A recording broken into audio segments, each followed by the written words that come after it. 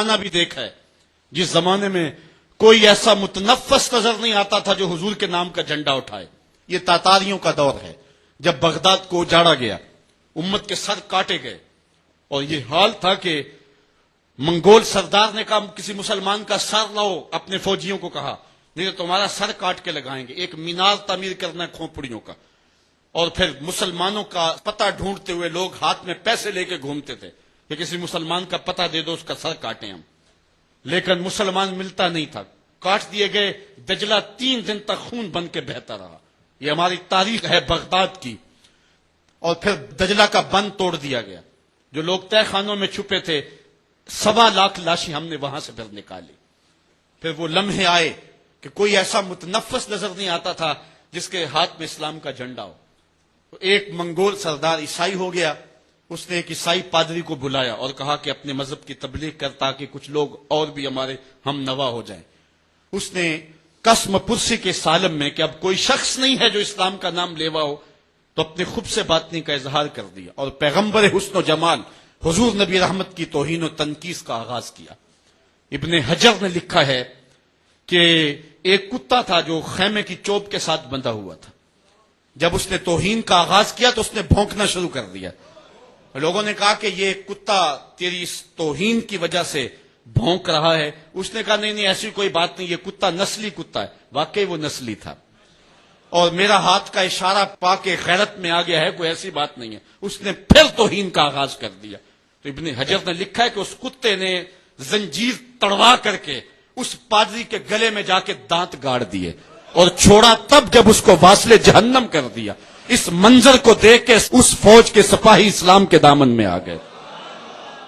اقبال نے اسی موقع پہ کہا تھا تو نہ مٹ جائے گا ایران کے مٹ جانے سے, نشائے میں کو غرض نہیں پیمانے سے, ہے ایاں یورش تاتار کے افسانے سے, پاسباں کعبے کو مل گئے صنم خانے سے. اللہ اپنے نبی کی آبرو کی یوں بھی حفاظت کرنا جانتا ہے. کون جانتا تھا کہ عامر چیمہ یہ کام سر انجام دے گا؟ وہ تو ٹیکسٹائل کی ڈگری لینے گیا تھا لیکن غلامی رسول کی سند لے کے پلٹا. میں نے غازی کے جنازے میں شرکت کی ہے. آپ نیٹ پہ جائیں اور وہاں اس کے جنازے کی تصویر دیکھیں, یا کہیں تصویر آپ کو میسر ہو.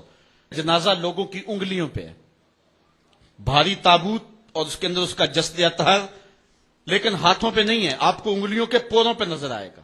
اور ایسے مناظر بھی دیکھنے والوں نے دیکھے کہ رش کی وجہ سے لوگ نیچے سے ہٹ بھی جاتے اور وہ پھر بھی ہواؤں میں تیرتا رہتا. آپ جا کے دیکھ لیں, میں کوئی ہوا میں بات نہیں کر رہا, بالکل انگلیوں کے پورے پہ میں خود شامل تھا. اور میری سمجھ میں اس وقت بات نہیں آتی تھی کہ یہ کیا ماجرا ہے, اتنا بھاری صندوق اور انگلیوں کے پوروں پہ. پھر ایک دن میں حضرت سعد بن معاذ کی کہانیاں پڑھ رہا تھا کہ ان کا جنازہ بڑا ہلکا تھا. تو پوچھا گیا تو فرمایا کہ سعد کے جنازے کو صرف انسان ہی جو ہے وہ کندھا نہیں دے رہے, فرشتے بھی کندھا دے رہے ہیں. غازی کا جنازہ ایسے ہوا میں تیرتا تھا جس طرح پانی پہ کشتی تیرتی ہے. میں نے خود غازی کی قبر کی پائنتی پہ ایک سید زادے کو روتے دیکھا, اور وہ کیا رہا تھا, ربا میں تینوں یہ نہیں کہندا مینوں عامر چیمہ بنا دے, میں کہنا دے قدماں دی مٹی ہی بنا دے. یہ سعادت مندی کی موت ہے, یہ خوش نصیب لوگوں کی زندگی ہے, اور مسلمان اس کو اعزاز سمجھتا ہے. اس پورے حال میں کوئی ایک شخص بھی نہیں ہوگا کہ جس کے دل میں یہ آرزو نہ ہو کہ میں حضور کے نام پہ قربان ہو جاؤں. ایک ایک شخص کے سینے کے اندر, میں سمجھتا ہوں میرا ہی سینہ ہے, لیکن نہیں, ہر شخص کا سینہ یہی ہے, اور ہر شخص کے اندر کے جذبات یہ, یار یہ دھڑاکے ہے زندگی میں حضور کے بغیر, سب کچھ حضور ہی ہیں, اور ہماری زندگی کا سب سے قیمتی اثاثہ حضور کی ذات ستودہ صفات ہے. آپ کو جو کال دی گئی اس میں بھرپور شامل ہوں, لوگوں کو ترغیب دیں, اور اس کو جو ہے وہ بہت بڑے سائز کے اندر جلوسوں کو منعقد کرے تاکہ مغرب کو پیغام جائے کہ یہ تھکے ہوئے, ماندے ہوئے, ہارے ہوئے, یہ جو ہے وہ معاشی بحرانوں کے پسے ہوئے لوگ جب بھی اپنے من کا سودا کرتے ہیں تو بازار مصطفیٰ میں ہی کرتے ہیں.